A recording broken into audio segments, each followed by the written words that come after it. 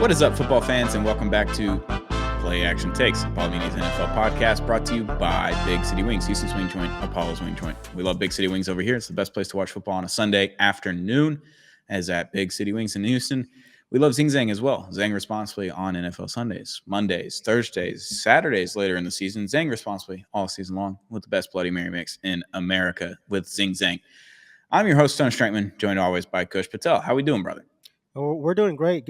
Happy Thursday. We got some interesting games. I'm not going to say we got some good games, but we got some interesting games coming up this week. I can't say this episode is going to be more interesting than our Zero Gravity episode that just dropped today on Thursday with all the stuff that's happening in the NBA. I wish someone from my favorite football team was involved, but he's not. So, yeah, we don't have a gambling rings or mafia-induced poker games to talk about on this episode, but not yet anyway. Not yet. Not yet. I did see the sheet that was sent to the DOJ of all the list of names, and everyone's like nicknames. It's straight out of The Sopranos. It's the craziest thing ever. Like, and then and Scary Terry, like Terry Rozier goes by Scary Terry. Like, it's just the best, you know. It's just random mafia names on that list. So if you haven't already, listen to that one. Hit that subscribe button on Apollo HOU on YouTube if you haven't already. So you can never miss the action, regardless of what's going on in sports. We've got you covered over here at Apollo Media. Is it week 8, Kush? It's week 8. We're like almost halfway there. Yeah, it's weird because now we have that extra game that it's not halfway through the season, technically. Yeah. Like, we got to get halfway through next week to say halfway through the season. I don't know. It just feels strange that it's not even anymore. I don't like it. It is kind of weird. I like just growing up. I'm just so used to 16 games. Yeah. 8-8, 9-7, 5-11. Like, I'm just used to all the records, and it's all changed on me over the last few years, and I'm still not used to it. I had 20-something years of experience with one list of games, and now we're on an extra game, and it's not second nature anymore. But it's week 8. In preview week 8, we're going to start with your team somehow. Somehow we're starting with the Texans. The 49ers and Texans are playing. It looks like it's Mac Jones' game. And like I said on the last podcast, the Texans aren't technically dead yet. They're 2-4, not in a good position, not in a great position in any way, shape, or form, especially in the AFC South.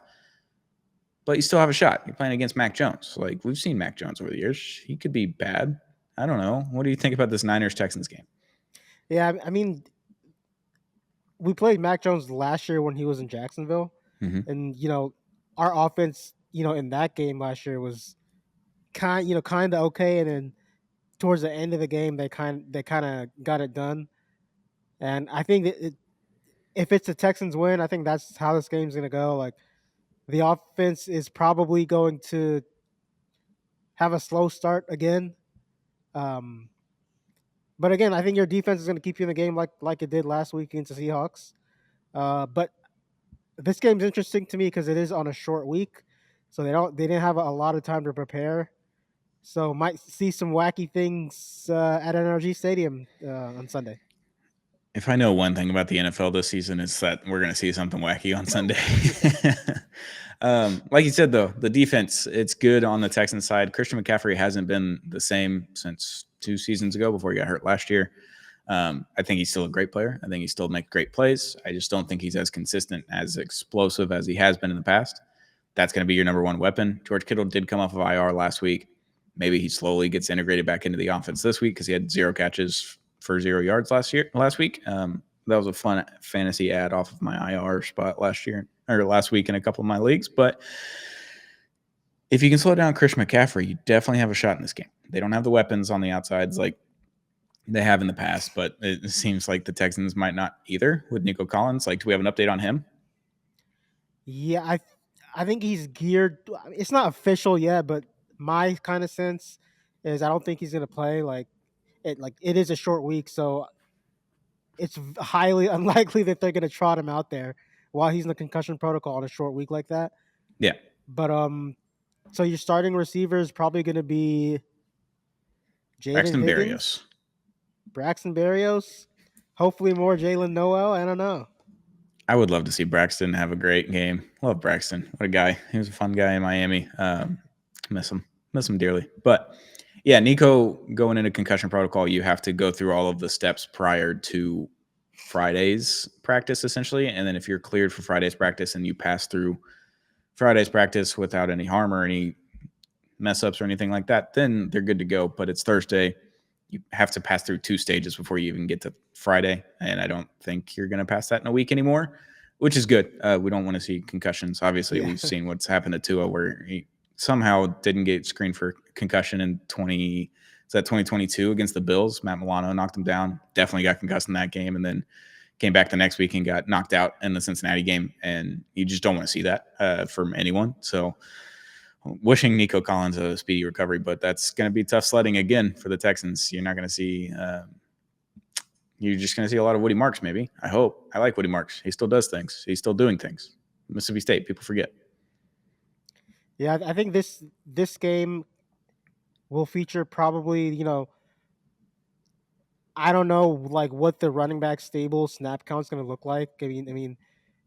We're 8 weeks in. And You we never know. wanted more Woody Marks. We haven't gotten more Woody Marks. Nick Chubb's still getting carries, so I don't know. And then Daria Gunbawale's out there a lot, so we have no idea who's going to get the most snaps at the running back position. But I think Dalton Schultz is going to be kind of a key in this game because they don't really have a lot of receivers in this game. They do have their 2 first-round picks. Sorry, not first-round picks, but the first 2 receivers taken for the team in the draft. But I just get the feel that this coaching staff doesn't really trust the rookies yet. So Dalton Schultz might be the guy to watch if you're like a fantasy guy. Maybe. Or maybe he's not. We just don't know. We don't know about with this team. No, We we've don't know had anything. one good week out of 7 offensively. Yeah. I would not put any American dollars on this game in any way, shape, or form. I don't trust either team at this point. Like I don't Well, I trust. mean, if you're just doing it for fun, then then go for it. Sure, have fun responsibly with Underdog Fantasy. Use promo code PATNFL. But yeah, Niners Texans. I'll just give you the Stony Curse. I'll take the Niners and hope that it works out for you. I want to go Texans, but I just don't. I just haven't seen enough, man. I just haven't seen enough from our offense. I'm gonna go 49ers. Mac Jones is coming here. Gonna beat the Texans. And the Niners, they have a lot of injuries, but this is a team that they beat the Rams, that's a pretty good team. So it's not going to be easy for the Texans at all. Yeah, and I don't know how much I count a Thursday night football game because it's kind of like the London games, the overseas games, Thursday night football games. I don't know if I can trust them. It's always a miss on those games. But Niners Texans this Sunday. Before we get to the next game, we got to talk about a little bit of old fashioned beef. Russell Wilson versus Sean Payton. I don't even know what to say about this. It's so silly.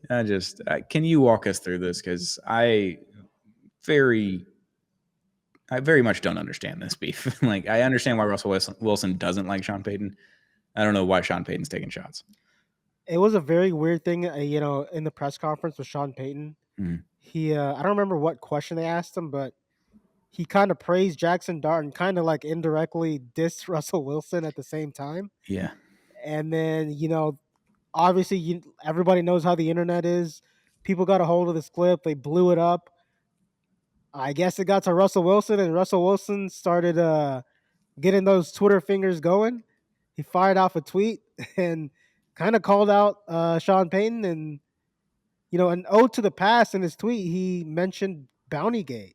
Yeah. So the beef is real, and it's very clear Russell Wilson does not like Sean Payton.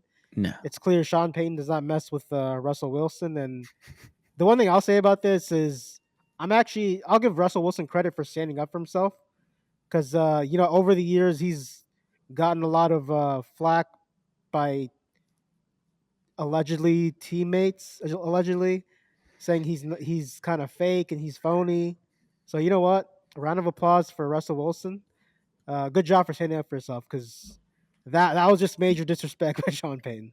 Yeah, so the exact quote from Sean Payton was, "They found a little spark with that quarterback." I was talking to John Mara, who works for the New York Giants not too long ago, and I said, we were hoping that change would have happened long after our game between the Broncos and Giants. And then Wilson fired back on Twitter Said classless, ... but not surprised. Didn't realize you were still bounty hunting 15 plus years later through the media. Hashtag let's ride with a bunch of emojis. So we got a beef off in this game. Not really, Mr. though. Unlimited versus Bounty Gate. How about that? Yeah, but not really a beef that can be played out on the field because Russell Wilson is not playing in this game unless Jackson and then Dart. the other thing about this is like if he was starting, I don't think he would have said that because he's the backup. Like, Yeah. if I'm Russell Wilson, I don't have to go out there on the field and prove anything. I can say whatever the hell I want. Yeah, it's just it's weird. Very weird. Very weird. It's just weird. And they're not even playing the Giants this week. They're playing the Cowboys. It's like, what are we doing here, Sean Payton? And what are we doing here, Russell Wilson? Don't give him attention. Don't give him any attention. Don't give him any time of day. Someone asks you about it in the media, have at it. But going to Twitter, this isn't the NBA. You're not KD. Okay. Leave that to KD. KD's way better at it than you are. It's just a weird beef. And I don't know why they're talking about each other. And anyway, I don't know why either guy is talking about him, especially Sean Payton talking about Russell Wilson. There's no need for it. There's no justification for that being in the media and talking. Like, sure, if you're asked about the Giants, that's great. You talk about Jackson Dart, talk about Scattaboo, how they're scrappy, how they're young, they're playing with fire, all that kind of stuff. And then throwing a shot at Russell Wilson is just not needed. But whatever. Cowboys Broncos, though, I'm very intrigued. I'm excited about this game. Dak Prescott thrown 3 touchdowns in a bunch of games in a row, no interceptions. He's having a hell of a time. CeeDee Lamb came back last week, proved that was great. Also, George Pickens. Is it time to talk about George Pickens being the best offensive weapon pickup in the offseason from any team?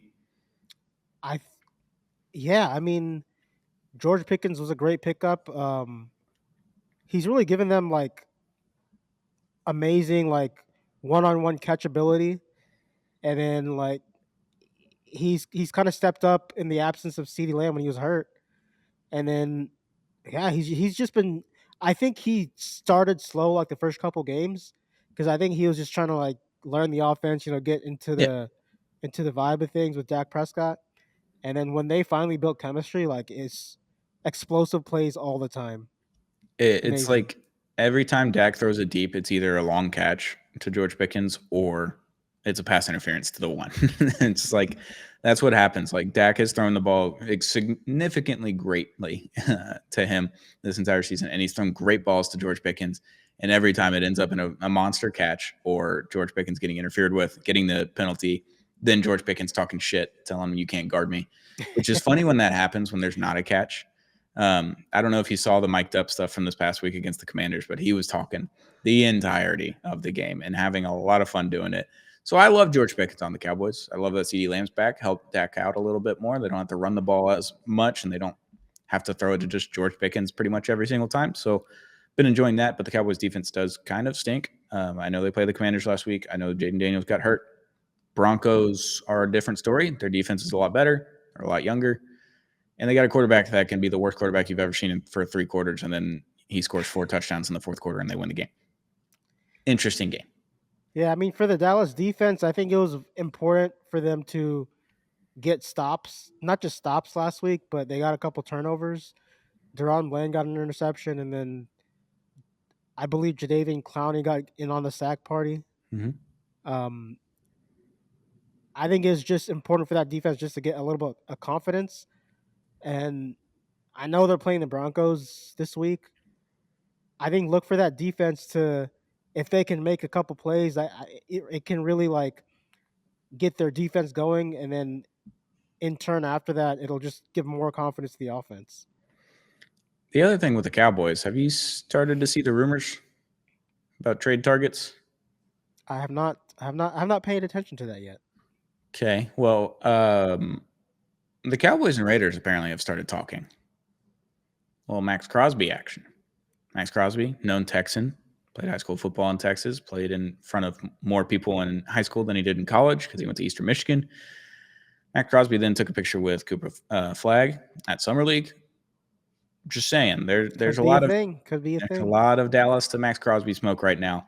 And if the Cowboys did that, I'm not saying that the Cowboys defense is going to be like significantly better, but it's going to help. a great deal. Like Yeah. they may still give up a lot of points, but at least they're going to pressure the quarterback and make it a little bit more difficult if that happens. I hope it does. Max Crosby deserves to go play fun and good football somewhere. And if it's for the Cowboys, I think that'd be sick. A little Texas kid coming back home, playing for the Dallas Cowboys would be really fun. And I think he'd look great in the Dallas Cowboys uniform. So let's do a hypothetical. Let's say Mm-hmm. I'm not gonna go specific in terms of like what draft picks they would trade or what they would trade to get him. Yeah. But let's say they land Max Crosby. Do you think then that the Micah Parsons trade might be quote unquote worth it, or do you still think it's a bad trade? If you're not trading exactly what you got in the Micah Parsons trade, like if you're not trading both first round picks for Max Crosby and you're trading one plus some other like later picks, maybe a second rounder and a third rounder, yeah, I think it's fine. Because like Max Crosby is on the same level as Micah Yeah, I Parsons. agree. Yeah, I agree. He's a little bit older, but you took a power rusher for another power rusher. He's like I'd be happy if I traded Micah Parsons essentially for Max Crosby and I gained a pick out of it. And Yeah, Kenneth and then the other thing is this guy's hurt, but Kenny Clark, who they got yeah, back, Clark. I said Grant. Yeah. he's been okay, but he's like when he's been good, he's really helped the run defense. And if they can get Max Crosby and Kenny Clark can get healthy, I think that defensive line is improved by a lot. Yeah. I mean, when Kenny Clark's in the game, I call him Kenneth Grant, and I don't I don't know why a Freudian slip happened with another Dolphins player. I don't need to talk about them anymore. But Kenny Clark, when he's in the game, their run defense is significantly better by like Right. Yeah. multiple yards per carry. When he's in the game as opposed to when he's not in the game. So like if he's there and then Max Crosby there, like I'd have a little bit more fun with that as a Cowboys fan. I'm not a Cowboys fan, but I'm a Dak guy, so I'll root for Dak and the Cowboys. But yeah, I think that would be really fun. And I know we're not at the trade deadline necessarily yet, but talks are starting to happen. Like the Dolphins made a move today. They guaranteed a bunch of salary for Jordan Brooks. So I don't know why they're freeing cap space up in 2025. There's no point for it. Maybe it's to get off the books next year, but I think he's a 1-year deal. So I don't even know. I don't know. That doesn't make any sense. But trade deadline is approaching slowly. We're getting there. But Cowboys Broncos, I'm gonna have a lot of fun with that. Who you got in this game? I'm gonna go Broncos, but I think it's gonna be a close game. I think Dak is gonna keep him in it, as long as they can kind of protect him a little bit. Because when Dak is pressured and he can move that pocket, get outside the pocket, that to me that's when he's been the most dangerous. Yeah. And so I think the Broncos really have to like worry about, okay, when we get to the quarterback, we have to get him down. We can't let him break contain, get outside the pocket, and throw these darts to CeeDee Lamb and Jake Ferguson and George Pickens. I think that's going to be the key to the game. Yeah. The responsible pick is the Broncos, so I will do that. I'm going to be. I'm not going to say it. I'm not going to say it because I was having last week's the Bucks and the Lions game. I'm not going to say it. The Broncos was my pick. I'm not going to put any rooting interest into this. I'm not going to have too much fun with that. I'll take the Broncos responsibly by Zing Zang. Drink responsibly by Zing Zang. Next game, we're going to talk about it. I don't know if I want to, but Giants Eagles. I said it before that Thursday night game, and it was before like the Stars' first game. I was like, I'm not watching this. Like, it's just not going to happen. I won't watch it at the same time. Won't even turn it on. And I didn't. And then the Giants just kind of destroyed them. Cam Scatterboo, 3 touchdowns, had a lot of fun. He's ripping shirts off on Thursday Night Football with Ryan Fitzpatrick. Can we do that again? Because the Eagles have figured out how to pass the ball.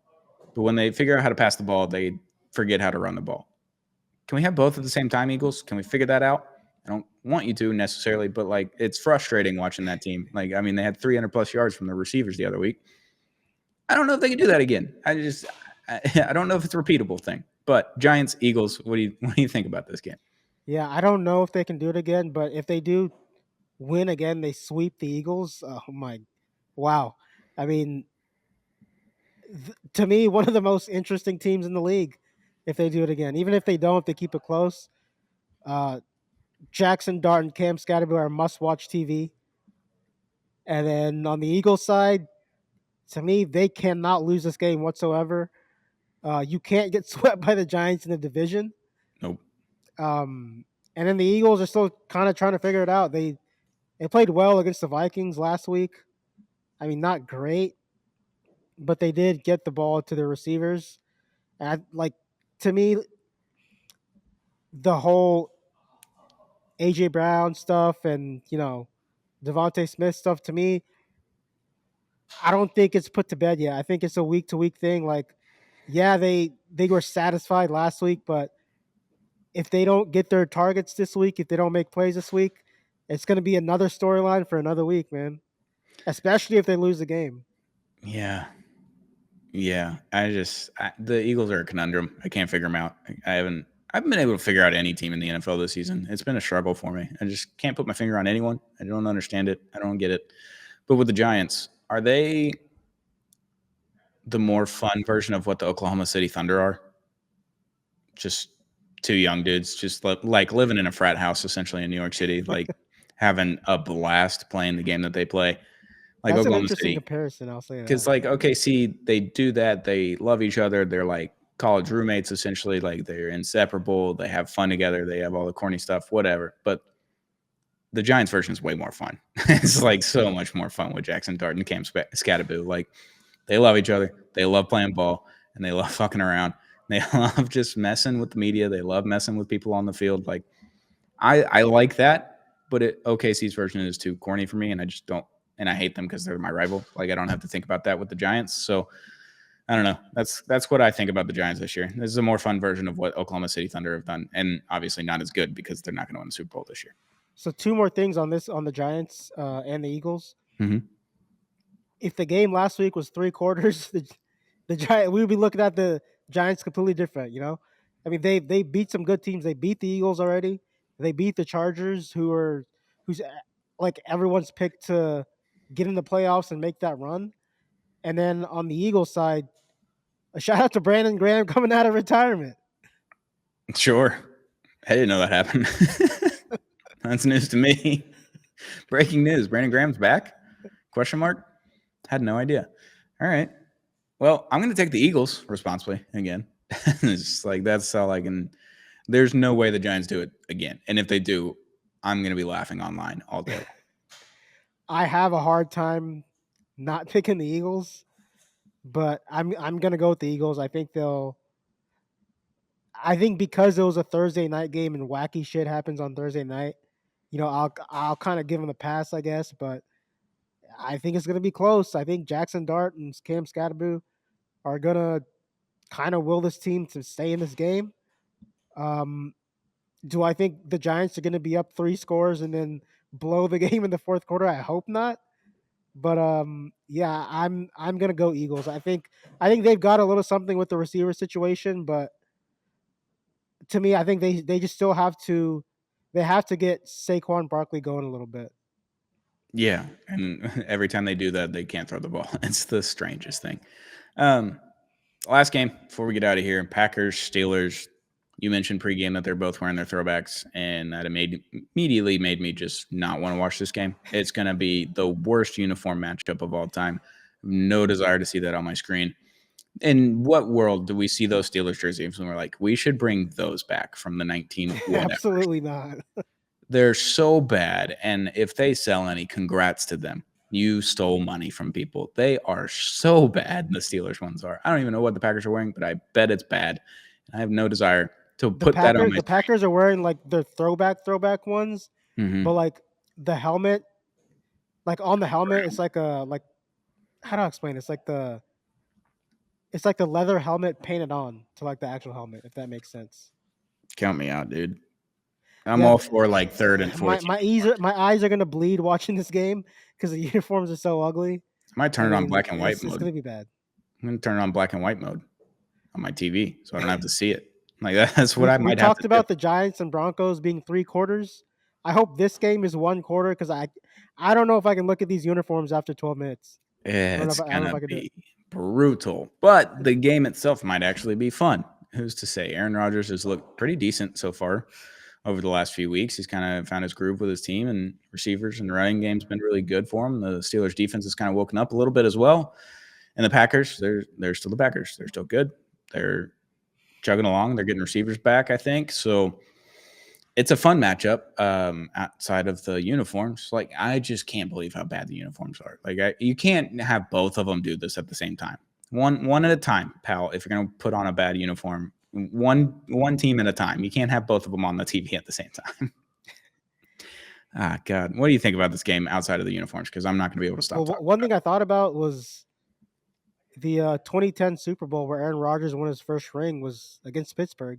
Yeah. Now he's on the other side, gets to play the Green Bay Packers. So I thought that was an interesting tidbit, but I think it's going to be a good game. The Steelers have been up and down, but they've kind of found their way like more up than down this season.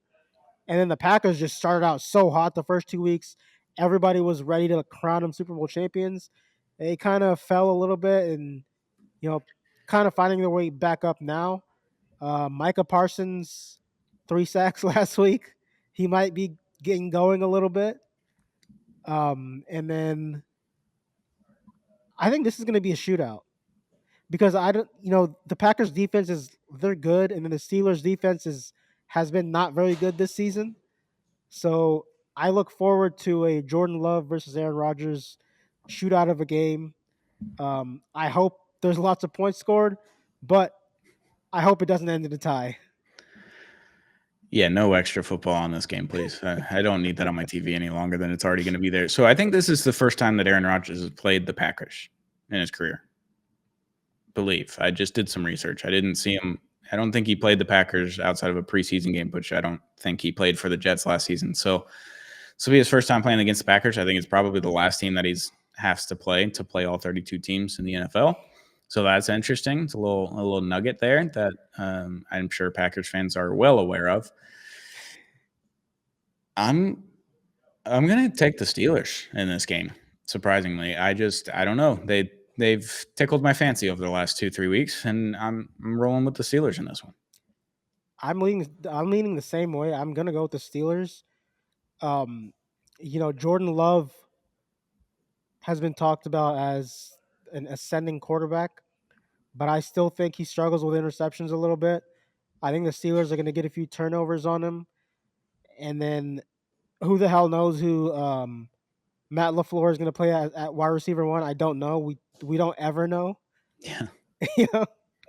So yeah, and even though the Steelers defense hasn't been great, I think this is a game where they can kind of flex their muscle a little bit because they do have a lot of talent.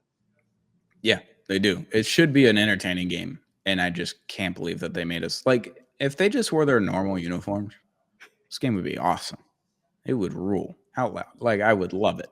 But then they're wearing both of them are wearing throwbacks. This is a problem. Like I remember seeing the Packers ones in preseason when they released them. I was just like, all right, I get why you're doing it. I get it why it's fun. Whatever. Like, sure. The all whites look clean, but this one is just bad, just ugly. It's Yeah, just just ugly. throw the all whites against the black and yellow against the Steelers. That'd Just be call it sick. a day. That'd be great. But we're not getting that. So we're gonna get the ugly version of it. But maybe the football will be beautiful and make up for it. So that's what We I'm hope rooting. so. We hope so. That's what I'm rooting for on that one. Anything else before we get out of here on the Week 8 preview on Play Action Takes?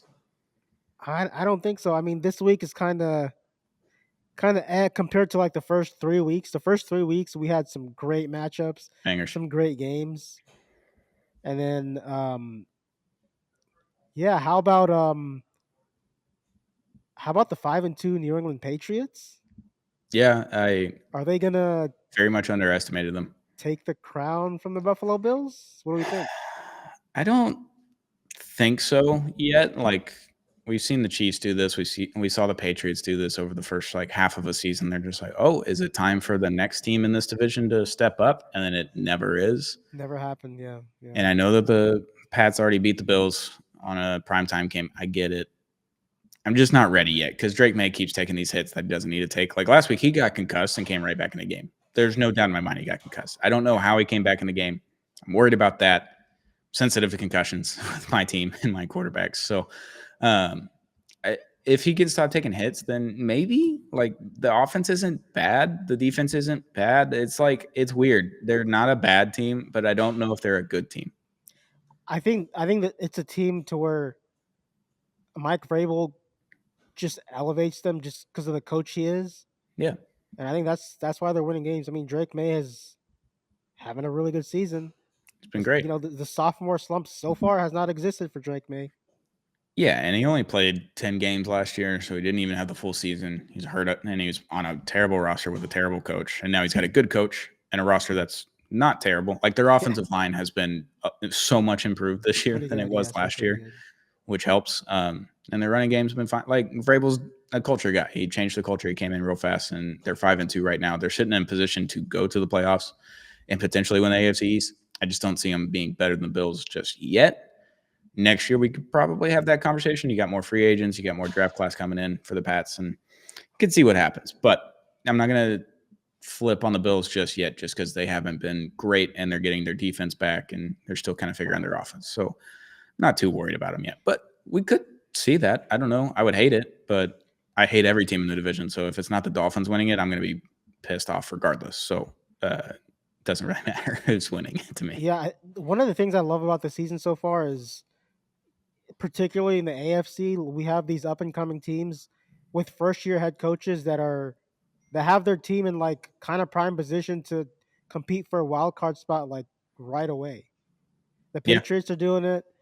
I know the Jacksonville Jaguars kind of struggled the last couple of weeks, but Liam Cohen's doing it.